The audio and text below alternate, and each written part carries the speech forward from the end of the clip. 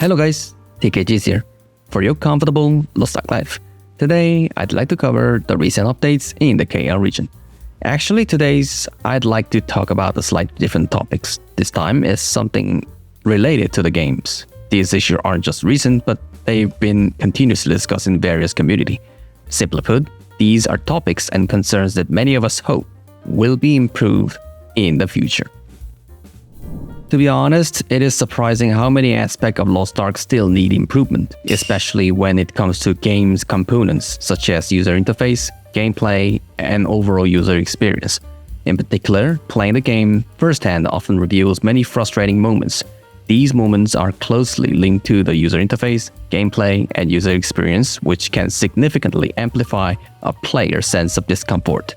First of all, the starting point of this frustration is the visibility of buff informations. LostArk presents us with various ways to display the buffs and effects that are applied to our characters.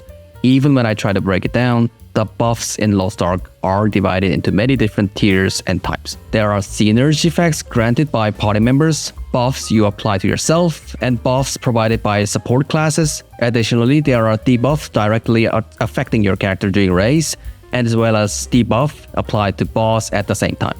While it is nice to have a wide variety of buffs, but the real issue is here how scattered the provided information is.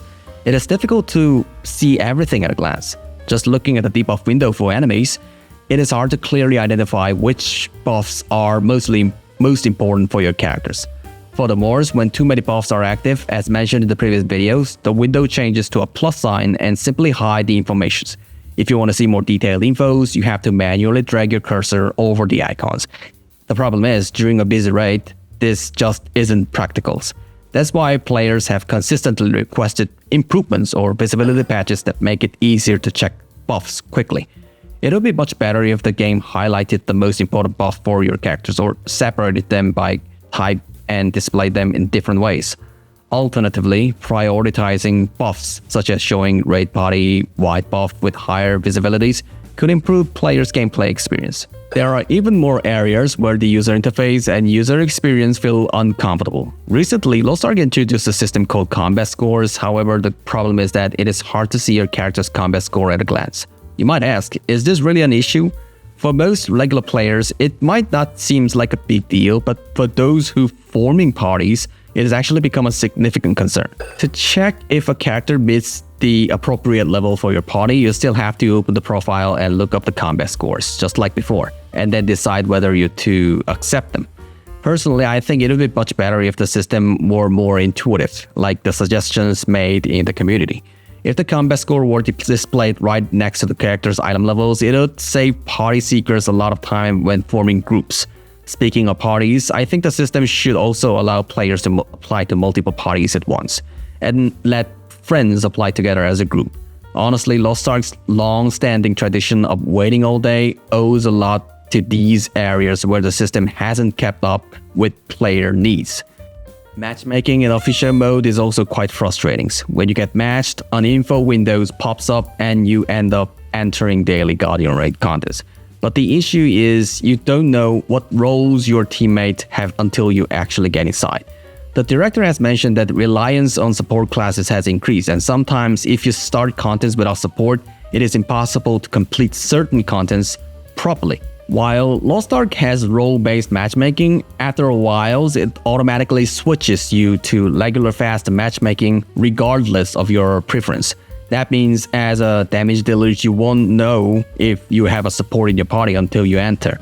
So it would be much better if system either stuck to role-based matchmaking or, as the community has suggested, showed the party composition in advance so players wouldn't have to wait endlessly for a suitable groups. Actually, there are still plenty of annoying user interface issues. For example, why doesn't the game display the bound goals separately? Why can't we hide certain screen blocking effects like special cutscenes? Why is it still impossible to throw a flare while mounted?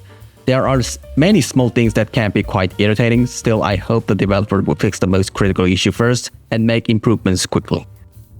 This is something that always gets brought up, but I really think the Season 2 section still needs to be streamlined. Honestly, I don't know what the next patch will look like, but at the very least, I feel like it is time to say goodbye to Season 2 at the upcoming launch this winter. Even in Season 3, there's still a ton of random progressions. Honestly, it wouldn't be an exaggeration to say that nearly all progression is random. About the only thing you can reliably control is upgrading your gear in Act 1. So why is Season 2 still such a problem? It is because the Season 2 is still the foundation for Season 3. Let me ask you, can you really take a character whose Elixir or Transcendence isn't completed into an Act 2 raid? Personally, I don't think it is possible. Honestly, I think things like Transcendence and Elixir are contents that should have been completed even before Act 1. To exaggerate a bit, you can hardly get a party in Behemoth without at least full Transcendence on your armors. And this is exactly where the problem lies. Honestly, people like me might just say, why does it even matter? To be fair, we might not care because we've already done it all. That's why we can do Act 3, Act 4, or even the last act every week without any issues. Same goes for alt. For high-end users, like, there's no problems at all. Transcendence, already done. Elixirs, of course. Even things like Act 1 and Karma are already complete. But can you really expect the same standards for mid-tier, low-tier, or new players? If you start without a pass, you have to do the Transcendence, Elixir, Echidna, Advanced Toning, and even Karma.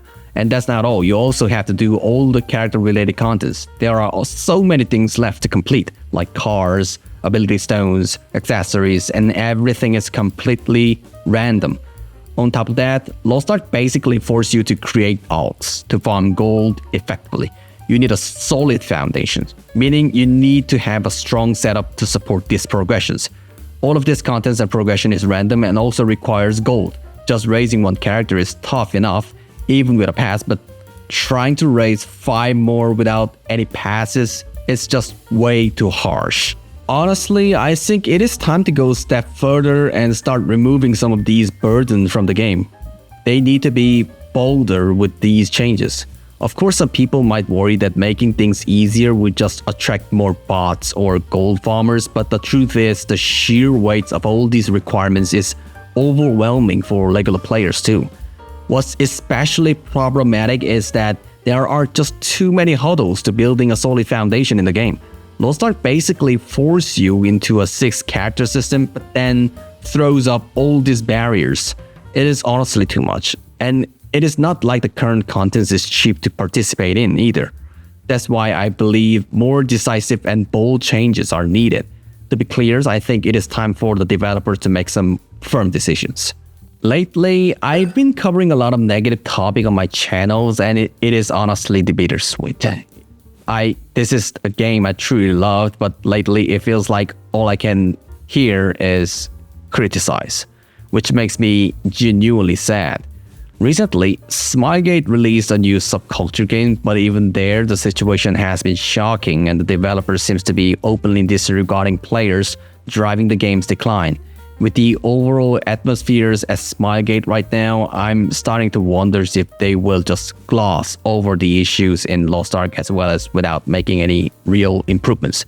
I really hope that around this Friday, which the video is uploaded, the 7th anniversary stream or any sort of communication, even just a promise that these problems will be addressed, actually happens will be good.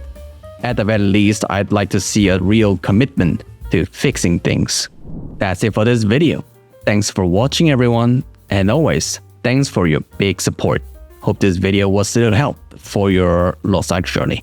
And of course, if you like my videos, hit the sub for more upcoming infos.